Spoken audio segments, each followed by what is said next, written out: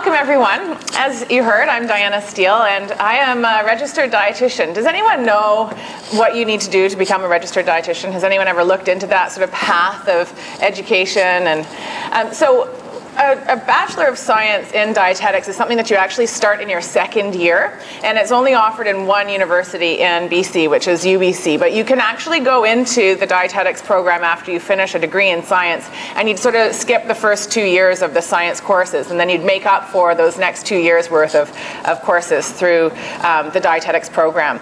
I did a bit of a different route. I did a Bachelor of Science in Nutritional Sciences, and then I applied for the dietetics program, which you're able to do. When I was in university, you were able to do that. And I did 1 more year of dietetics courses, and then I did my internship after that. Now what they have is an internship program that is integrated within the program. So you actually need to apply fairly early within the program so that you can be prepared to get your internship. Before, you had to apply for the internship right when you were done your 4 years, and only a quarter of the graduating class got an internship placement. And if you didn't get an internship, you didn't become a dietitian unless you went and did your master's and then did all your competencies on your own. So this is actually a better method. You just have to make sure that that's exactly what you want to do.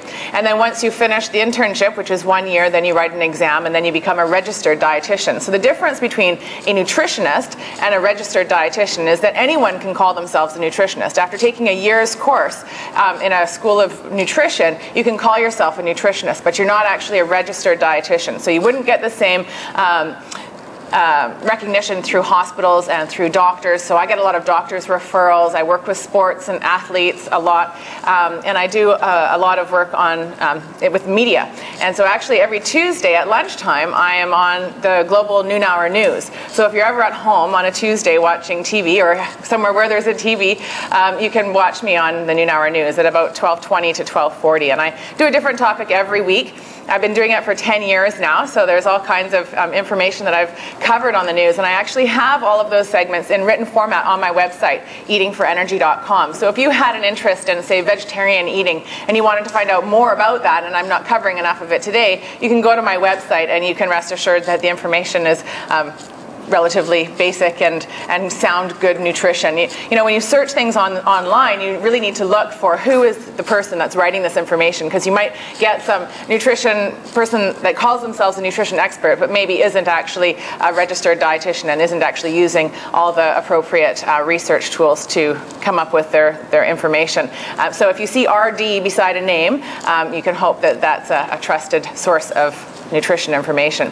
So today I want to talk, as Professor Reimer said, about choosing your foods within your daily lives here in the university, and what are you actually looking for, and why is that important to you, and how does that actually affect your health?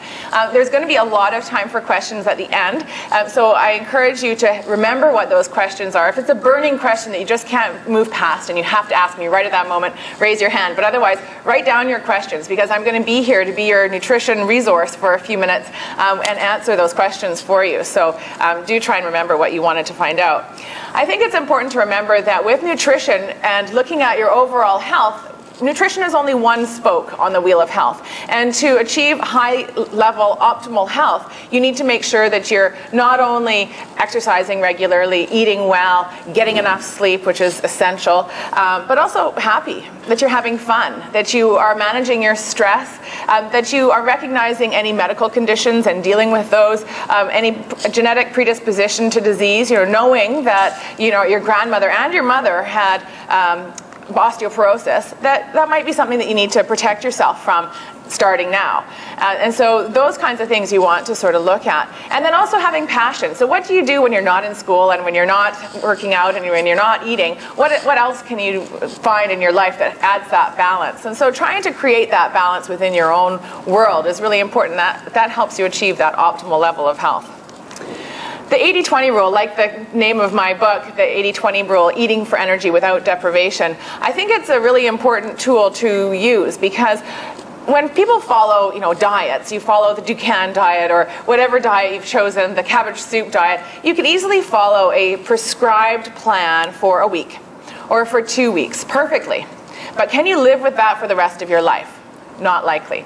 And so then after following this plan, this cleanse, or whatever you're doing for a week or 2 weeks, you feel like, oh, I just can't do it anymore. And you stop. And you feel like a failure. And it doesn't actually lead to any long-term changes in your overall life and habits. So how can you start to make changes within your life that you know you can continue for the rest of your life? I think it's important to look at this in an 80-20 sort of fashion, where if you get 80% of the healthy foods that you need, it's okay to have 20% not so healthy. But when you start skipping lunch to have a donut and having a chocolate chip cookie for breakfast, you're not getting that 80%. It's not that having a chocolate chip cookie is going to kill you. But if every day you're eating a chocolate chip cookie instead of having a whole grain cereal with milk on top and berries, you're missing out on good sources of iron and fiber that you should have been getting in that meal. So it's a whole missed nutrition opportunity. And when you're making your food choices throughout the day and even throughout the week, it's not about eating well all week and then writing off the weekend, because that's only 70% if you were to calculate it. So really, to think about it, trying to make within your day 80% healthy food choices. And that way you can find some balance in there. And that way you don't have to feel guilt. And then with that 20%, make it good. So if you really feel like having a piece of chocolate cake, or you really feel like having some cookies, then go for good quality chocolate cake or cookies or ice cream, and enjoy every mouthful and eat mindfully. Take the time to taste the food and let the ice cream melt in your mouth and really enjoy it. If you sit down with a whole box of cookies in front of the TV, you're going to sit there and eat the cookie and eat the cookie and eat the cookie. Suddenly you're at the last cookie and you didn't even realize that you were eating them. You probably didn't taste them. And you're going, oh, well, that wasn't very satisfying. I didn't even taste it. So eat mindfully. Don't sit in front of the TV when you're eating, because you will scarf food down without even noticing. And a good example of this is going to the movies and ordering that large popcorn, and at the end of it you're down to the last kernels, and you swore to yourself you were only getting the large because it was a good financial deal, right? And you weren't possibly going to be able to eat all of that popcorn, but you did. But had you sat at your kitchen table with that same popcorn and looking at the popcorn, you would have noticed, for one, it's like fluorescent yellow. For another, it doesn't really taste that good and kind of stale. It's too salty, and you're not really that hungry. So after a cup or 2 cups, you're done. So that mindfulness really helps with that, and make it tasty. Make it count. If you're going to have a treat, don't have a stale donut. Go get a fresh donut. If you're going to eat the calories and the fat and the trans fat and all that sugar, you might as well make it good. When it comes to your energy, that has a lot to do, well, with several things, but one in particular is the timing of your feedings, how often you're actually eating during the day. If you go all day or all morning without fueling your body's in this low energy state all morning, but you still need energy. So where do you think your body's getting this fuel? If all night you haven't eaten because you were in an overnight fast, you wake up in the morning, go to your first class, maybe your second class, without actually eating anything except maybe a coffee, where do you think your body got that fuel from? Well, if you remember in some of your textbooks, you've learned that glucose circulates in your blood and provides your cells with energy. Well, when you've used up that glucose, that sugar that's been released into your bloodstream, your body will say, okay, well, my sugars are low now, I need some other source of fuel. And then you start to release some protein. So in those early stages of protein, we're not in the protein sparing yet. You're actually starting to break down muscle into proteins, amino acids, which we use for energy. Well, where do you think that protein's coming from? Your muscles. And so over time, if you go for 4 or 5 hours without eating, whether it's first thing in the morning with no breakfast, or going from breakfast to dinner with no food all day, your body starts to tap into your muscle for fuel, which is going to shrink your muscles. Now remember, muscles burn more calories than fat. So if you have less muscle mass, your body will burn fewer calories. So actually what you're doing is lowering your metabolism when you're using your muscle for fuel. So at the end of your day of not eating, your metabolic rate is slower. Your body's learning that it doesn't have a lot of fuel to use right now, and any carbohydrates that it's got circulating in the blood go to the brain preferentially, because your brain's going to tell you that it needs what it gets first. And then your body's going to realize that because it's in a low energy state, it should probably hang on to whatever energy it gets later on. So then you're going to go eat your next meal. Your body's in this lower energy state. It's going to take all this extra energy and store it as fat. And your bodies, unfortunately, we have unlimited fat storage capacity. So no matter how much we eat, we can continue to store our extra calories as fat very easily. So what we want to do to prevent that loss of muscle, storage of body fat, and that change of body composition that happens as we get older and as we start skipping meals and getting out of the routine of eating often, what we want to try and do is add in those snacks so that we don't skip those feedings and we can maintain our energy levels high. So the first and most important meal, of course, is breakfast. And who here ate breakfast this morning? And who did it within 2 hours of waking up?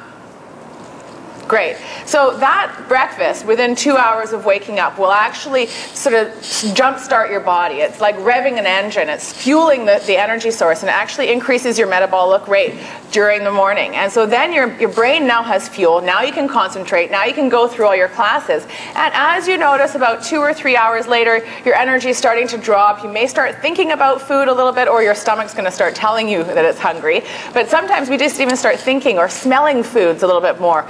That's our body saying, hey, it might be time to eat again. And so about 2 or 3 hours later, have a snack. Now, if you're in a class 2 or 3 hours after breakfast, that's a good indication that for you, you need to be packing something. So maybe it's a yogurt that you grabbed from the cafeteria. While you were buying breakfast, you also purchased a yogurt for your mid-morning snack. Or maybe it was a banana that you grabbed and threw in your bag. Or maybe it was a granola bar. So thinking about how you can make sure that you're setting yourself up for success in your day by eating every 2 to 3 hours during the day. Maximum 4 hours. Going to 5 hours is kind of pushing it. And if you don't feel hungry after lunch, say you've had lunch at 12 o'clock and at 4 or 5 you're still not hungry, I want you to think about how big your lunch was.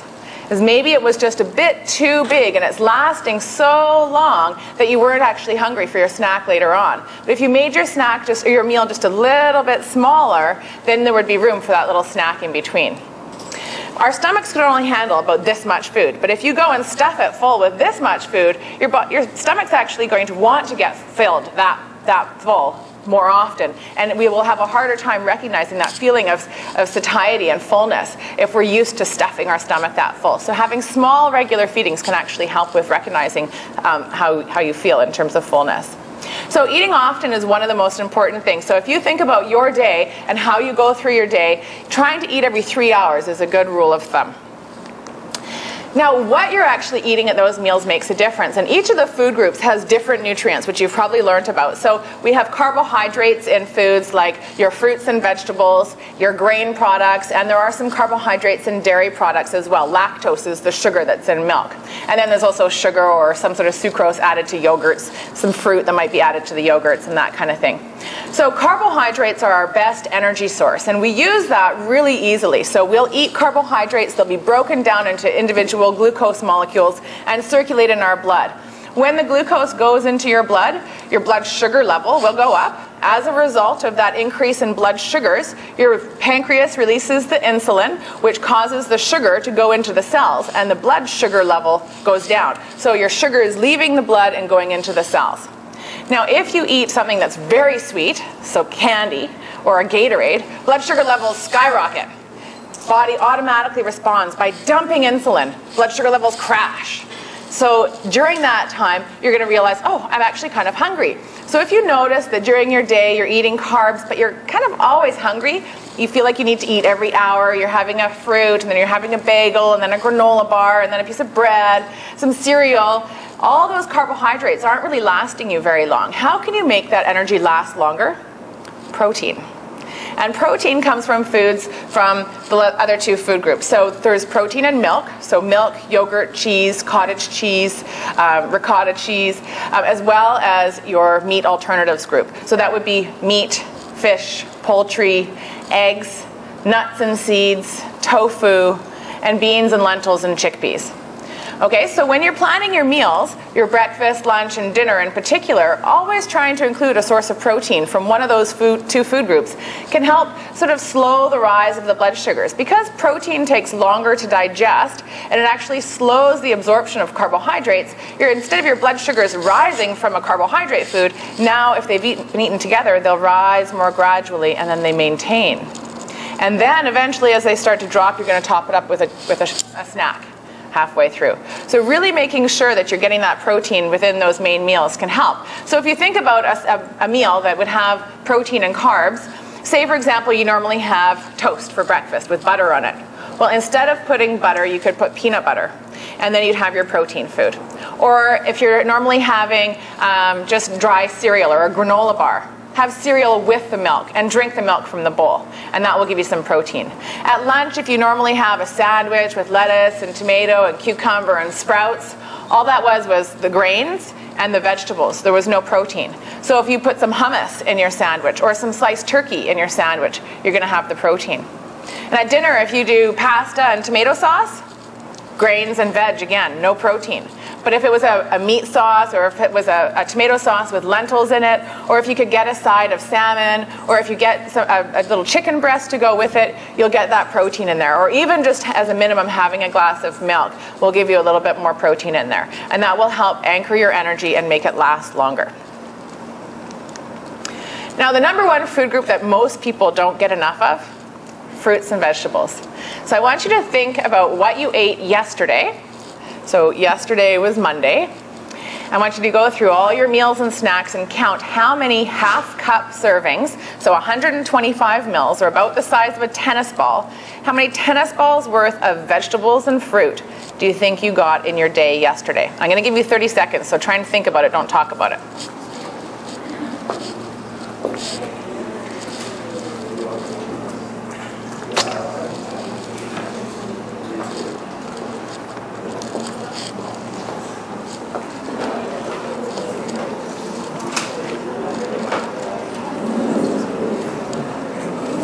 All right, so how many people in the room actually got 3 servings in their day? Raise your hand. 3 or more.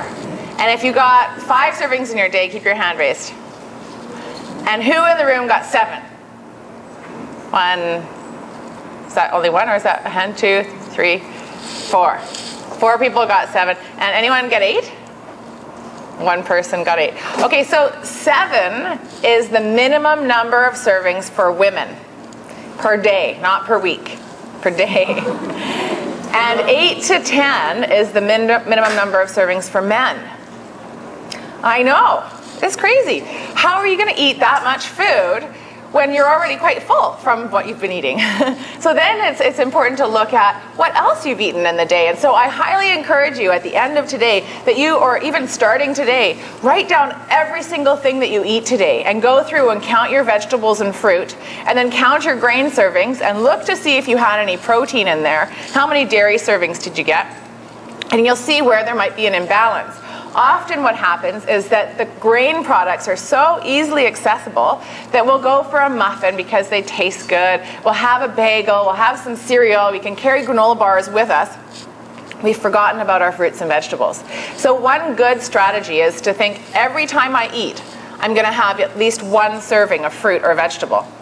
And so if you at breakfast throw blueberries on your cereal or half a banana, mid-morning snack, bring an apple with you. At lunch, at least have some baby carrots and cherry tomatoes with your sandwich, or put veggies inside it. For your afternoon snack, you could have veggies and hummus, or some fruit salad and yogurt.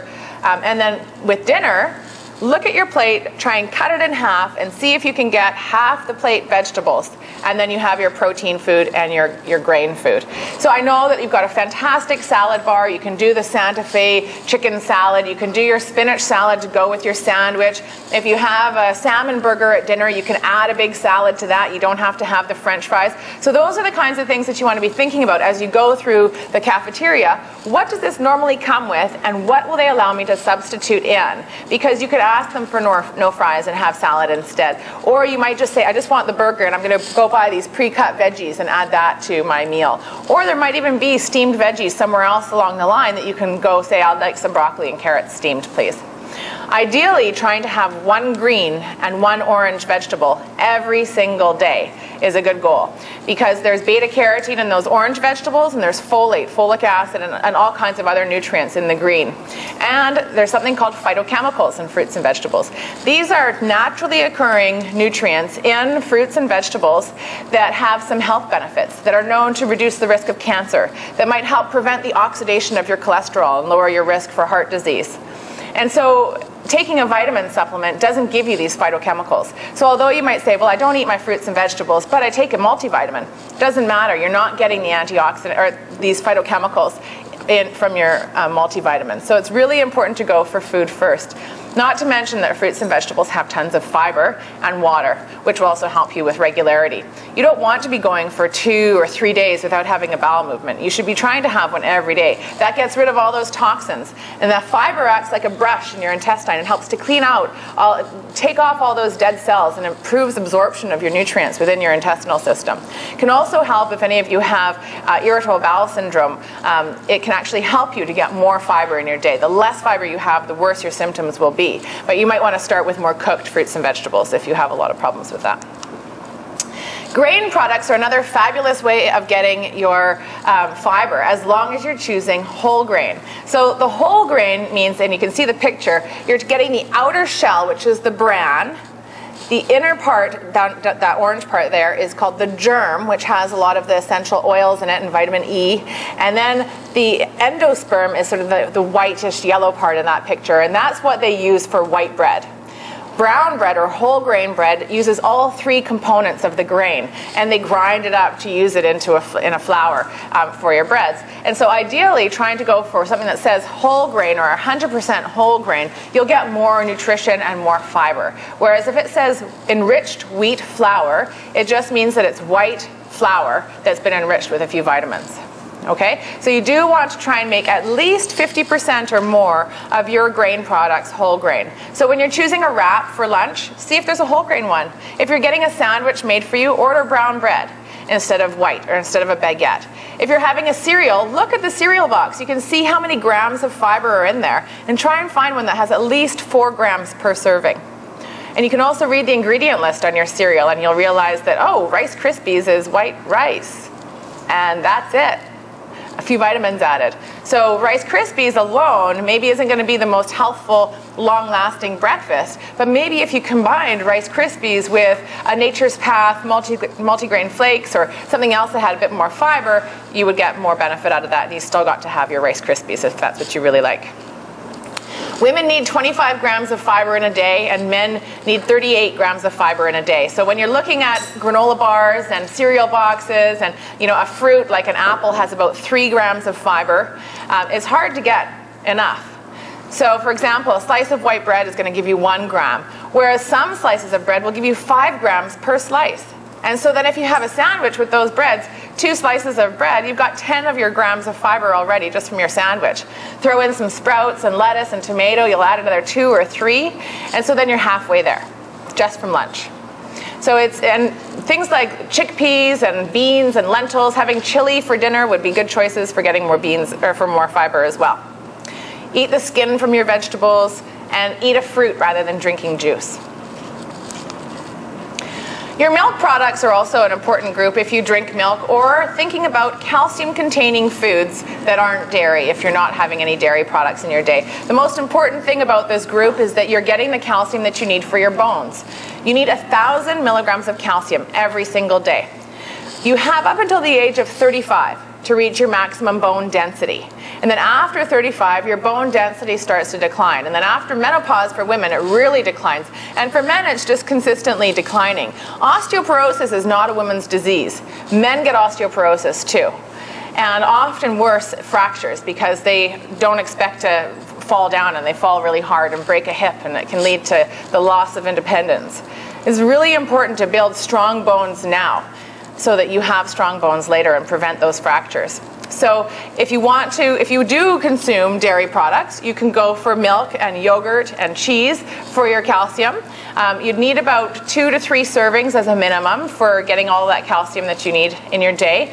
Dark green leafy vegetables are also sources of calcium, but for example, broccoli, you need about 6 cups of raw broccoli to give you the same amount of calcium as a glass of milk.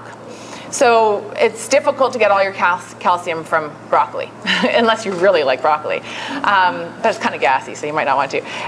Oranges have a little bit of calcium. Almonds have calcium, but if you go and eat a whole cup of almonds, you're going to get about 900 calories, which is, for some of you, half of your daily caloric intake.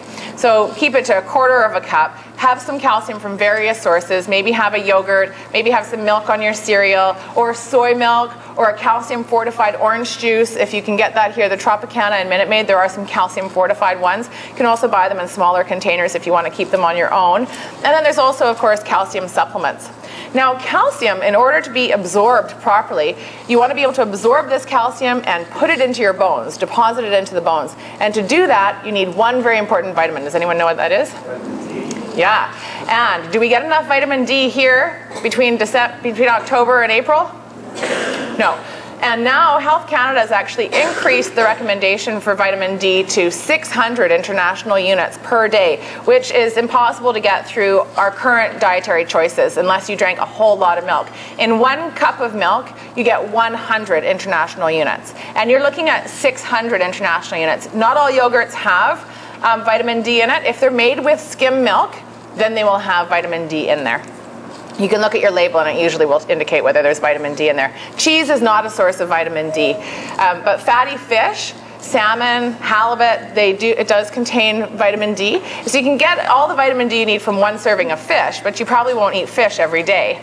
So then you might also want to think about taking either a calcium supplement if you know you're not getting enough calcium from calcium foods that contains vitamin D, so calcium and vitamin D together, or a multivitamin that will then give you that vitamin D. Most multis will give you about 400, which will then top up what you're missing from your food sources. And most importantly, from October to April. And then in the summer, you don't need to worry about your vitamin D. If you go outside for even 5 minutes, arms and legs without sunscreen, and you'll get all the vitamin D that you need. But no sunscreen. If you're wearing sunscreen head to toe every time you go outside, and you don't ever allow your skin to be exposed for 5 minutes, you won't activate that vitamin D in your skin. All right, and then the protein foods. So what we're looking at here is the meats and alternatives group. And this food group is really important, number one, because I said that it helps anchor your carbohydrate energies to make it last longer. But protein is a building block for your muscles and for many reactions within our bodies, for enzyme production, for tissue turnover and tissue repair. So we need to make sure we're getting enough protein. But along with this food group comes a very important mineral called iron. And women, in particular vegetarian women or athletic women who run a lot, you're prone to iron deficiency anemia. So where you're not getting enough iron in your food, or you might be losing more iron than normal through sweat and not getting good enough sources if you're a vegetarian, it can be very difficult to get all the iron that you need. And you may notice that your skin looks a little bit more grayish tone than it normally does. You might notice dark circles under your eyes. And you might also notice that going up a flight of stairs, just 5 stairs, you almost feel winded. It's like hard to catch your breath. But you can go for a 30-minute run, and you don't feel fantastic, but you can do that. But just that little flight of stairs, you go, oh, I'm kind of winded. Those are signs that you want to keep an eye out for yourself and also your friends, because it's hard to notice a change in color tone on yourself. And see if maybe you do think you might be anemic. It's a good idea to get a blood test if you do think that your iron might be low, so that you know how low you are and whether or not you would need a really high potency iron supplement, or you can just get something like Floridix, which you take in your juice. You don't want to start taking iron supplements all the time if you're not actually anemic, because it can be toxic to your liver, especially for people with hemochromatosis. So just make sure that you're getting a blood test. Otherwise, if you're a vegetarian or an athlete, but you think your iron's pretty good right now, but you want to make sure that it doesn't go down, get a multivitamin that has some iron in it, a multi for either high performance or for vegetarians, and that can really help. And then fat. A very important nutrient that some people think we just don't need, and we actually really do need it. Fat is important for absorbing some of our fat-soluble vitamins, like vitamin A and vitamin D and vitamin K. So we really need it to actually absorb things from our food. But it also helps us with hormone production, for nice hair. If your diet is really low in fat, you could start losing hair, your skin will go dry and scaly, and your energy might be really low because you're not absorbing all of those nutrients. But there's good fats and bad fats. And one of the things that's come out in research recently in heart health is that we've always said cut back on saturated fats, the animal fats, things in like red meat and cheese and cream and butter. Try and cut back on those. But while people were going through this, cutting out saturated fats, they ended up adding in a lot of carbs. And they realized that this is actually not lowering their cholesterol as much as it could be. And in fact, it's actually setting them up for diabetes and other health issues. Whereas if they were taking out these saturated fats and replacing them with polyunsaturated fats, animal or vegetable fats, they would actually have a better result for their cholesterol. So now the guideline is to cut back on saturated fats and replace them with some good fats, like nuts and seeds and cooking with olive oil. So the good fats that I would recommend are grapeseed oil, if you like to cook, or canola oil, or olive oil in a salad dressing, for example. So choosing an oil and vinegar dressing instead of a creamy Caesar would be a good choice in the cafeteria. Ordering salmon burgers, which I know you have on your menu, instead of having a beef burger would be a really good choice for getting those omega-3 fats. Now, omega-3 fats are very important because they're an essential fat, which means that your body does not produce them. You have to get them through food. And you get omega-3 fats from fish and nuts and seeds and some oils like olive oil. So you don't want to be eating a very fat-free diet because there will be some problems with that. Now, the omega-3 fats, they actually help with reducing inflammation.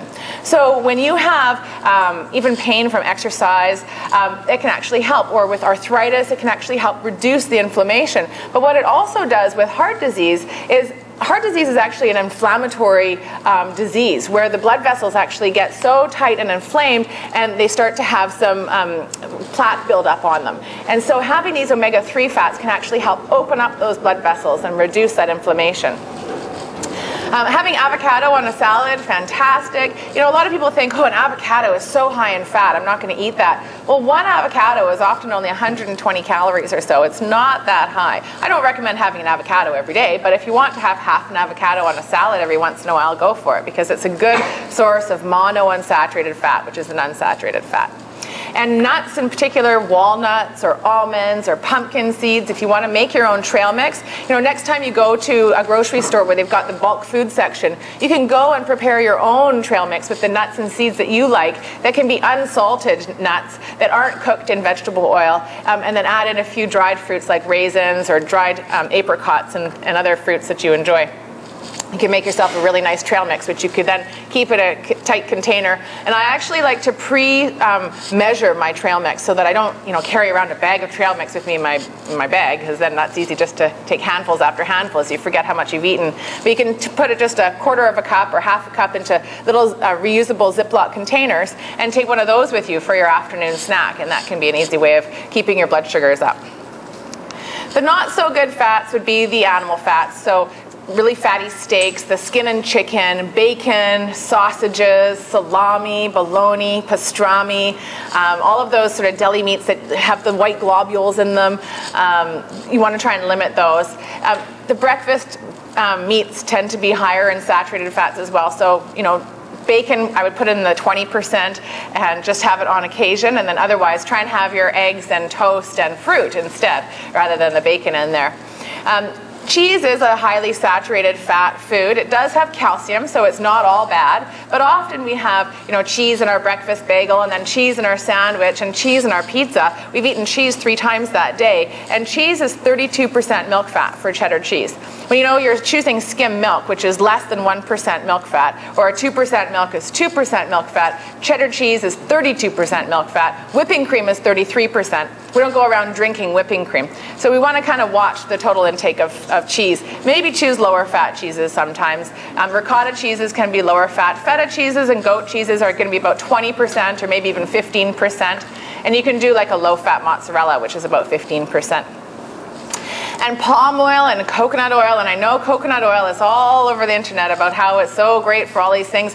The literature does not support it having a lot of health benefits other than topically, massaging it into your skin for health products and moisturizers. Definitely, there's a lot of research supporting the health benefits of that. But actually consuming a coconut oil is still a saturated fat, and it still has a negative impact on our inflammation and heart health, and does not lower cholesterol. It actually can increase cholesterol for those that are prone to it. So it's not something that I would recommend you go like taking tablespoons of as a supplement.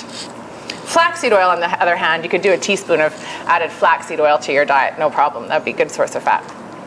So what are you looking for on your food label then? When you go through the grocery store or even in your cafeteria, there's lots of foods in there with food labels. What are you going to look for?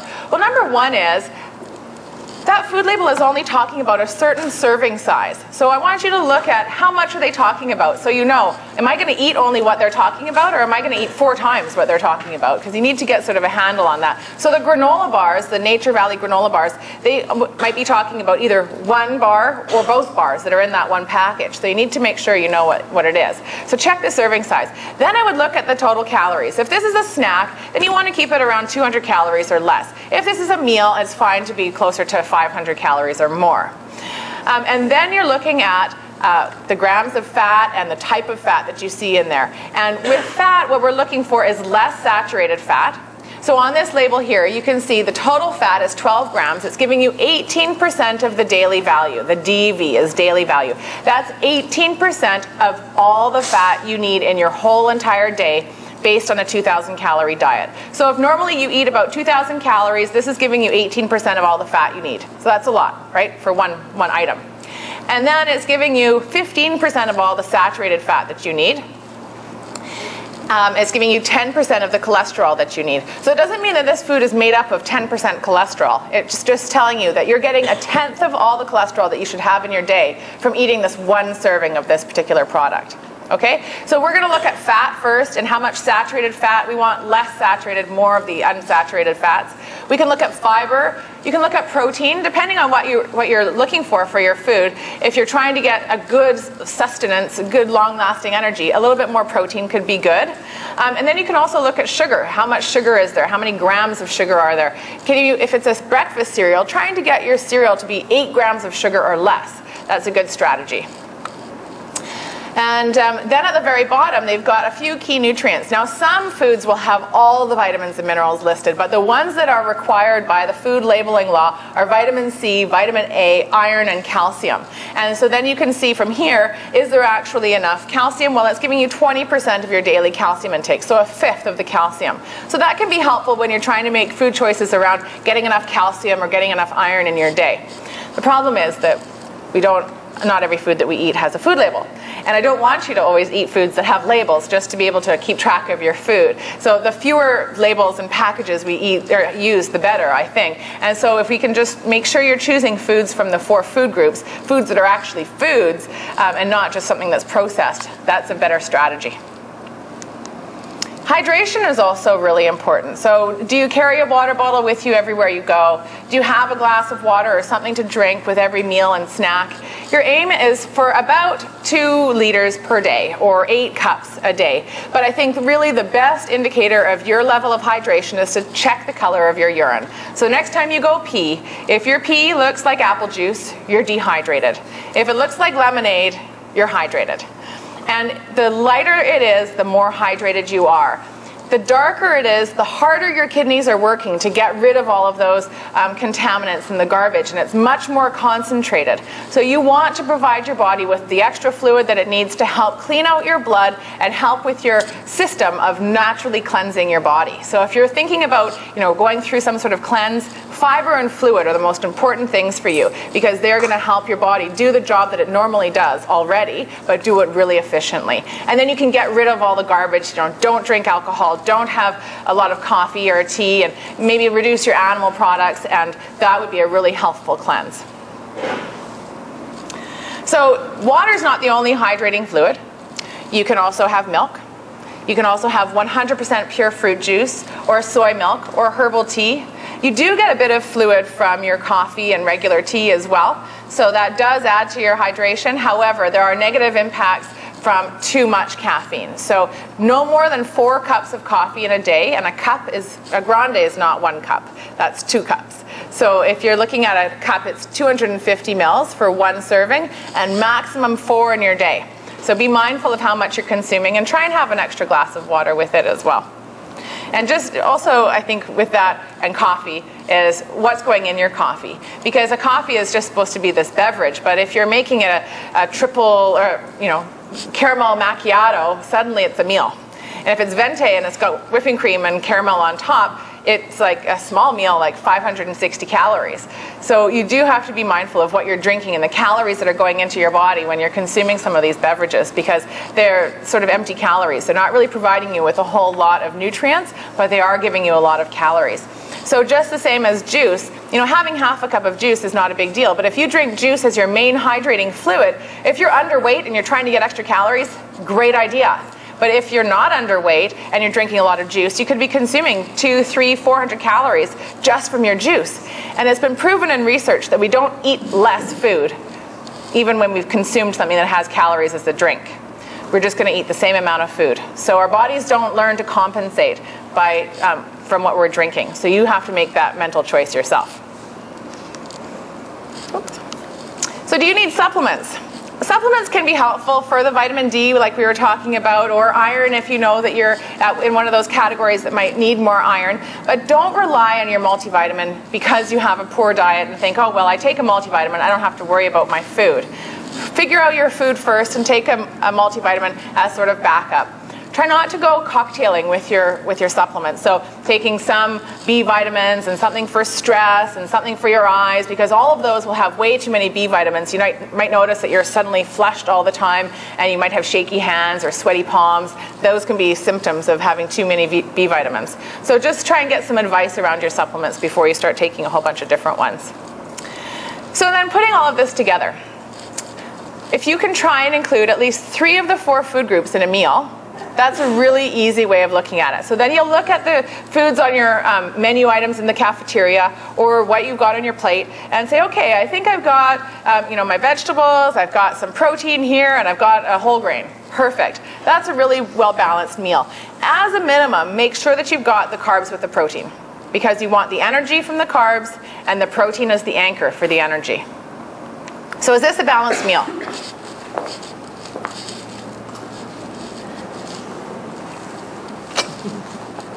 It is actually balanced. It's not healthy, but it's balanced. So there's protein and there's carbs. So we've got the bun and we've got the meat. It actually does have 3 food groups because there are some vegetables in there. There's tomato and lettuce, but it's not a particularly healthy choice. So for one, there's French fries, deep fried foods. Anything that's been cooked in a big vat of oil is going to have trans fats. And those kinds of deep fried foods can increase your cholesterol levels and can be very negative. Actually, high levels of trans fats have been linked with certain types of cancer as well. It's got red meat. Red meat, we should try and limit to maybe 1 or 2 meals in a week. Try not to have a burger every single day. So you could switch out the beef burger for a veggie burger or a salmon burger sometimes, and that would be a really good choice. And then trying to have maybe some carrot sticks on the side instead of your French fries, or have a green salad or a spinach salad instead of the French fries. So your 6 meal criteria, there should be lots of vegetables on your plate. So imagine that plate, cut it in half, try and cover half your plate with vegetables. There should be a source of protein with your carbs. It should be reasonable fat, so not fat-free, but emphasize those good fats. It should be high quality, so the less processed, the better. There should be a source of hydration, so whether it's your water or your milk or your pure fruit juice or your herbal tea. And it should be pleasurable. You should enjoy food. Eating is a time to sit and talk with friends, take a break from whatever you were doing, and just allow yourself to have a moment to consume your food. It allows your stomach messages to get to your brain to say, I'm satisfied. It also is a time for just socializing and breaking things up. If you're always going, you never actually get that break, and you almost become this machine in a stress mode. So take your lunch break as a time to just unwind and relax, and try and eat with friends, because it's a really good social time. It's part of community, and it's part of sharing, and I think it's a really positive time. So try not to sit in front of your computer while you're eating your meals. Try and at least turn your chair away so that you can pay attention to your food and what you're eating. And then your snacks are opportunities to sort of fill in those nutritional gaps where you maybe didn't normally get enough calcium. You can throw in that yogurt, or if you know you need more protein, bring some edamame for a snack, or have an egg white or a hard-boiled egg as a snack in your bag. Maybe bring some veggies and hummus for your snack. And then portion control. So being mindful of how much food you're actually being served, and knowing that you don't need to finish every last bite on your plate. You are not a human garbage can. If you don't eat it, it doesn't matter. You're going to waste it anyways. But the amount of extra food that you consume just because you don't want to waste it, if that's what you've been served at the cafeteria, for example, it's not going to feed any starving children. So you could ask them to serve you less. If you're always wasting food and you feel bad about that, ask them to put less food on your plate. Or consider taking half of it and storing it in your refrigerator and having it for another meal. But there's no point in stuffing yourself to the point of feeling uncomfortable and overly full. Foods to de-emphasize. Watch your salt. It's really easy to put salt on everything you eat. And the more salt you use, the more salt you need. But just be mindful that the less salt you use, the less salt you need. And so you can actually start slowly reducing the amount of salt in your diet, and you'll start noticing that foods that you actually purchase are really salty. And so take the salt shaker off the table for now, and then start thinking about all the salty snacks that you might be consuming and try and reduce some of those. And then look at things like canned soup and try and go for more homemade soups or soups that are prepared here in the kitchen and things like that. Processed meats, if you can try to reduce those, especially the salami, bologna, summer sausage, the pink ones. Penny candies, they're just sugar and artificial flavorings. If you can't figure out where your food came from, don't eat it. Charred foods, so anything that's been burnt, try to reduce. And sugar, because it's non-nutritive, we don't need to have that. Coke, a can of Coke has 9 teaspoons of sugar. It also contains phosphoric acid, which can leach calcium from your bones. So you don't want to be having Coke as your primary fluid.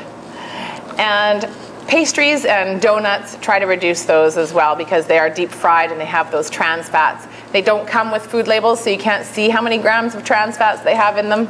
At least they don't have the labels yet. They may eventually have to put them on.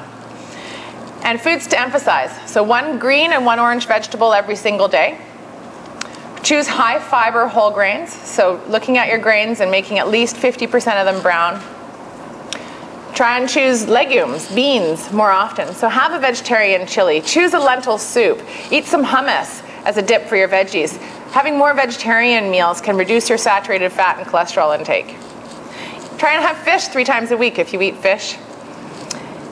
And choose liquid oils over solid fats. So rather than cooking an egg in butter, try and use a vegetable oil, like an olive oil. Choose color. So try and have as much color from your fruits and vegetables as possible. The blueberries and blackberries that are available still are great. They're very high in antioxidants. And go for variety. You don't want to eat a ham and cheese sandwich every single day at school because who knows, one day we're going to say ham and cheese sandwiches cause cancer and you're doomed. All right, and eat mindfully. So try not to eat on your feet. They don't. Don't eat in front of the computer or the TV because that really does take your mind away from what you're eating. So just give yourself the time to eat and then go do that. Try and eat from a plate. Have you ever noticed if you're preparing food how it's so easy to pop this bite and that bite into your mouth? Or if you even just want a few cookies or some cereal out of a box and suddenly you're just eating out of the box, you have no idea how much you've eaten. So serve yourself food on a plate or in a bowl so you can visually account for how much food you're actually consuming. It just helps to bring some mental awareness. That's eating mindfully. Slow down and chew. Have you ever tried this? Okay, so this is something that you can do for lunch today. If you think that you're a fast eater, you have to, before you prepare your next bite on your fork, you need to finish swallowing what's in your mouth. So you're going to put your food in your mouth, and don't start putting the food on your fork yet. You have to chew your food, swallow it down, and then when it's swallowed, then go prepare your next bite. See, you'll actually notice that you have conversation with your friends. You don't see the food in their mouths as much. And it's actually really nice, and it slows down your eating, and it's giving your body the chance to just digest naturally. Pay attention to your hunger and your fullness cues. If you always override that hunger cue where your body's telling you you're hungry and you're saying, no, I'm not going to eat, eventually it's going to stop telling you. It's also going to stop telling you when you're full because you get to the point where you're so hungry that you could easily overeat, and you do because you were underfueled initially. So by having those snacks, it'll help control the amount of food that you're eating at those meals and help you be more aware of when you're actually satisfied and not stuffed. And ask yourself why you're eating. And this is really part of mindfulness, is ask yourself, this HALTS theme is, are you actually hungry? And is that why you're eating? Or are you angry? Are you lonely? Are you tired? Or are you stressed? Food will only satisfy one of those things. That's the hunger. And all of those other things, once you start to recognize, oh yeah, I am totally angry. That's why I'm eating. I am lonely. That's why I'm eating. Then you can find solutions. Whenever I'm lonely, I'm calling a friend. Whenever I'm stressed, I'm going for a walk. There are other things that will satisfy that, because at the end of eating, when you're lonely or hungry, or sorry, lonely or angry, at the end of your meal, whatever you ate, you're still going to be lonely and angry. It doesn't fix that. The only thing that eating does is fixing hunger. And so you need to start finding other solutions. Don't use food as your tool to deal with emotion. Food is used for fueling your body and for sustenance, for staying healthy, and as a social thing for a means to get together. But other than that, try not to use it as an emotional tool. This is a picture of my cookbook, which I didn't bring any of, sorry, but I am going to be redoing the book, actually. I sold out completely. 5,000 copies, which means it's a bestseller, woo! And so I'm going to be redoing it and new recipes and things, so maybe next year I'll be able to bring it over here. So now I want to open it up to questions for you guys. Think about what might be important to you about your own food and nutrition, questions that you might have about yourself, something that I might have talked about today, or even family members that you might have some concerns or questions about. Is that a hand at the back? Yes.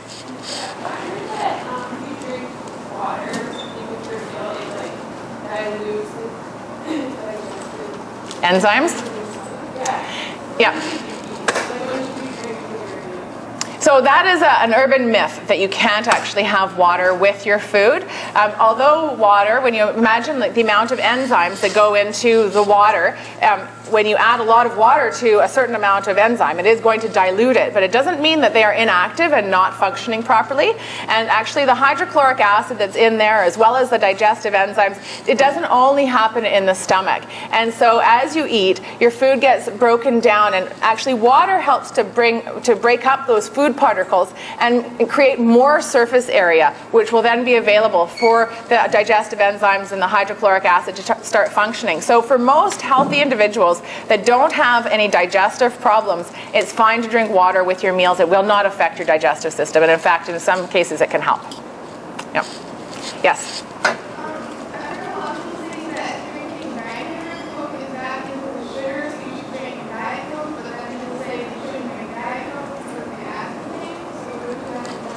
Well, my personal opinion is that we don't need to have a whole lot of extra sugar. And if you really had only two choices, Coke and Diet Coke, I would say go for the Diet Coke, because we don't need those extra 9 teaspoons of sugar. But there is a limit on the amount of aspartame you should have in your diet, and I really don't think that artificial sweeteners are the way to go either. But you know, when you think about the gum you chew, the yogurt you choose, all of these things have artificial sweeteners in them too. I say no more than 2 products per day that have artificial sweeteners in them. But if you were to go on the hierarchy of like worst to best fluid, I would say that Coke is down there with like Pepsi and full sugar root beer, and then the Diet Cola colored beverages would be the next lowest. And then I would say that 7-Up and ginger ale would be better, because they don't have the same phosphoric acid content. And then the Diet ginger ale and 7-Up would be next. And then sugar flavored juices and the the sort of flavored sparkling waters and things like that have sugar in them would be next. And then 100% pure fruit juice would be the next best, and milk and water being the best. And there was a question over there. Oh, okay, good. Yeah. You said that it's most beneficial to eat 2 hours within waking up for breakfast. Is it on a scale, like the sooner you eat, the better it is, or is it just kind of the sooner you eat, the better it is, and I mean, it's going to give your brain fuel. So the sooner you eat, the sooner you get your metabolism revved up and fueling your brain. Some people wake up feeling a little queasy and can't actually get food in their stomach right away. So I say, as soon as you can do it. Other people will go for a workout first and then eat. So as long as you're eating within about 30 minutes to an hour of finishing your workout, then that's the next best thing. Yeah. Yes. What do you think is the best substitute for milk? Like almond milk, soy milk, milk? Very good question. What is the best substitute for milk? First and foremost, it needs to be something that's been calcium fortified. I suggest soy milk because it's got protein in it, whereas a rice milk won't have as much protein, and an almond milk will have anywhere between 1 and 2 grams of protein in it. Some people have soy sensitivities, or if you have breast cancer, or breast cancer is high risk in your family, or you're a breast cancer survivor, you should limit your soy products to only 2 per day. So I don't recommend soy for that population. And then I would be recommending an almond milk or a rice milk. But soy would be my best choice. And there was someone over there that I missed. Okay, I'll do you and then I'll come to you. Mine kind of goes with the whole soy. Apparently, I've heard that there's a lot of like hormones in soy milk. Naturally occurring phytoestrogens, yeah.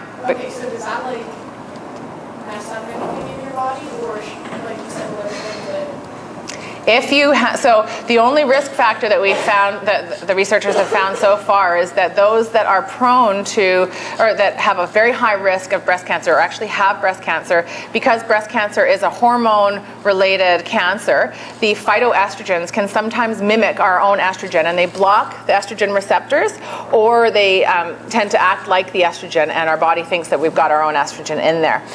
So in those isolated cases, which is a very small population, they have to watch out for that, but there's no link with the phytoestrogens in soy causing male infertility or any of those other claims that you've seen on the news. It doesn't cause men to gain breasts, and it doesn't create any problems with women otherwise. And actually, the sooner you start consuming soy, so for children who have grown up eating soy products, there's a very low risk of anything, and actually there's a lower risk of other issues like heart disease and osteoporosis. So,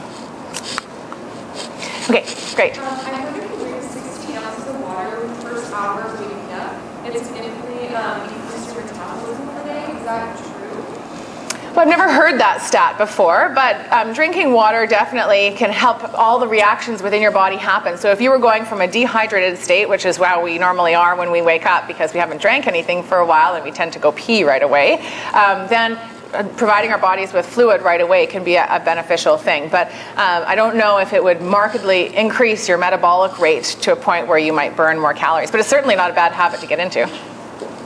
Yes? I was just wondering if you could get any sources for omega-3s for, like, mine was told that everything from these soy peanuts to the fish allergies and we tried our some kind of alternative source.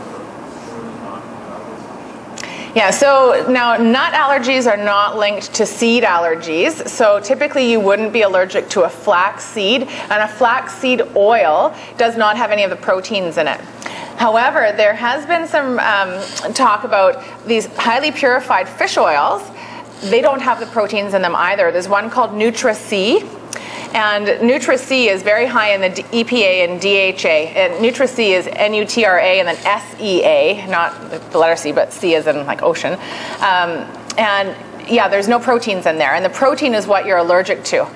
So I would, if it's a very sensitive fish allergy to all fish, then I would consume that in a doctor's office where there's an EpiPen, if it's like an anaphylactic type allergy. If it's a shrimp allergy, there's no risk because this is not from, the fish oils are not from shrimp. Yeah. And ideally, if you're looking for the best, without any allergies to consider, the best supplement for omega-3 is actually fish, not flax. Because the type of omega-3 that you get from flax is ALA, alpha-linolenic acid, and it has to be converted into DHA and EPA, which is actually not done very efficiently in our bodies. So getting the EPA and DHA as is from fish is a better option. Yes? So I was told that eating it like charred, like you get like burnt part of it, it actually cleans out your liver. No, so